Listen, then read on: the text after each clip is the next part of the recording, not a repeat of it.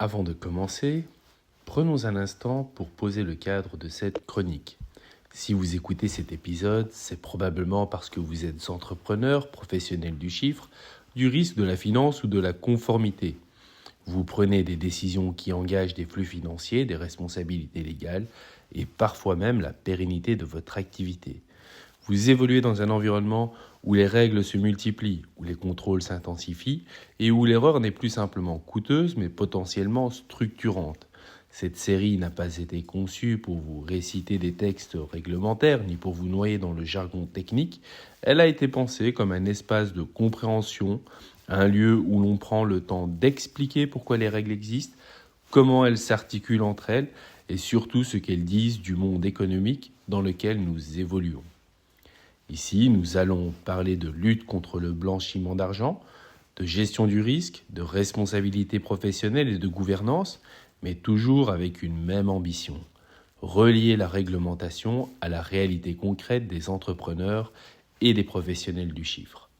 Cette chronique s'inscrit dans une série.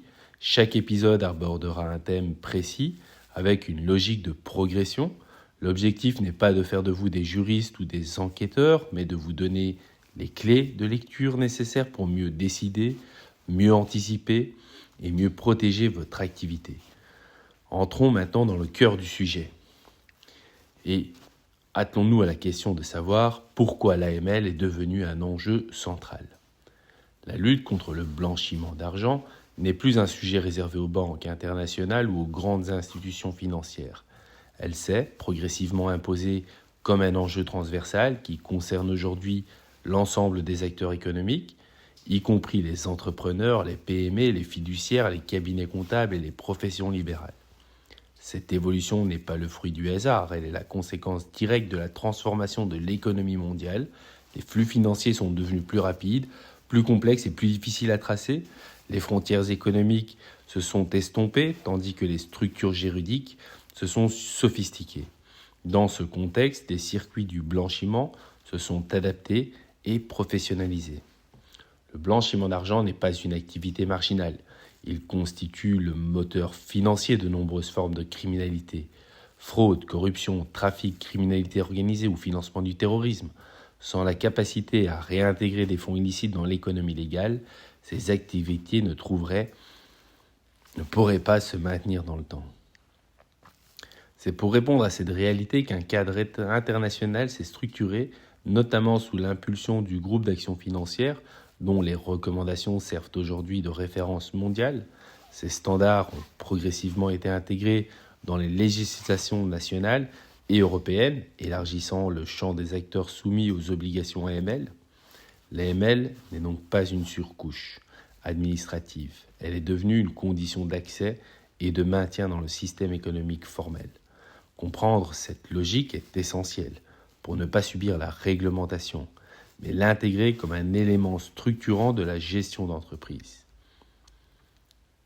L'AML comme outil de lecture du risque. L'erreur la plus fréquente consiste à percevoir l'AML comme une accumulation de règles à appliquer mécaniquement. En réalité, l'AML est avant tout une méthode d'analyse du risque, une façon structurée d'évaluer la cohérence entre une activité économique, des flux financiers et des acteurs impliqués. Au cœur du dispositif se trouve l'approche par les risques. Cette approche repose sur une idée simple. Tous les clients, toutes les activités et tous les flux ne présentent pas le même niveau de risque. L'objectif n'est donc pas de contrôler tout le monde de la même manière, mais de concentrer l'effort là où le risque est le plus élevé. Pour les professionnels du chiffre, cette logique n'est pas étrangère. Elle fait écho au principe de contrôle interne, d'audit et de gestion prudente. Ce qui change, c'est la nature du risque. Il ne s'agit plus uniquement de performance financière, mais de responsabilité pénale, réglementaire et réputationnelle.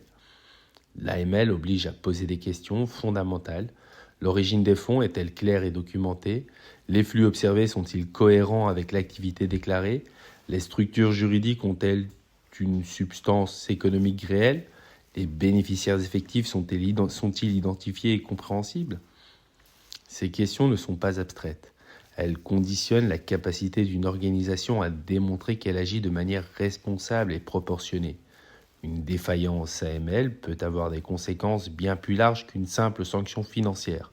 Elle peut fragiliser durablement la crédibilité d'une entreprise ou d'un cabinet, par exemple. La responsabilité des professionnels du chiffre et du risque. Contrairement à ce que l'on pourrait croire, la lutte contre le blanchiment de capitaux ne repose pas uniquement sur des outils informatiques ou des algorithmes de détection. Elle repose avant tout sur le jugement professionnel. Les entrepreneurs, experts comptables, fiduciaires et professionnels du risque occupent une position centrale dans cette architecture. Ils sont au plus près des données, des flux et des réalités économiques. Leur rôle dépasse désormais la simple exécution technique. Ils sont devenus des acteurs de la prévention du risque. Cette responsabilité implique une posture particulière. Il ne s'agit pas de suspecter systématiquement ni de refuser par principe. Il s'agit de comprendre, d'analyser et de documenter, de distinguer une situation atypique mais explicable d'un comportement réellement incohérent ou préoccupant. Le cœur du métier AML réside dans cette capacité d'analyse, savoir poser les bonnes questions, identifier les zones d'ombre, demander des clarifications et, le cas échéant, escalader une situation lorsque le doute devient raisonnable.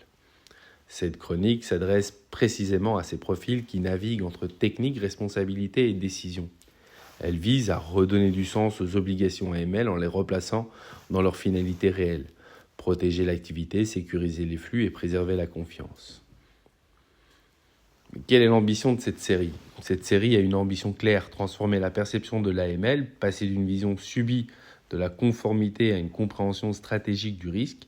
Chaque épisode abordera un thème précis, la connaissance des clients, les bénéficiaires effectifs, les personnes politiquement exposées, le monitoring transactionnel, la déclaration de soupçons ou encore la gouvernance AML, toujours avec la même ligne directrice. Expliquer avant d'imposer, comprendre avant d'appliquer. Cette chronique s'adresse à celles et ceux qui veulent prendre de la hauteur, qui considèrent que la maîtrise du risque est un facteur de solidité et non un frein au développement, parce qu'aujourd'hui, savoir lire, l'AML, c'est savoir lire l'économie moderne. Et ceux qui maîtrisent ce langage disposent d'un avantage décisif dans un environnement où la transparence et la responsabilité sont devenues des conditions de survie économique.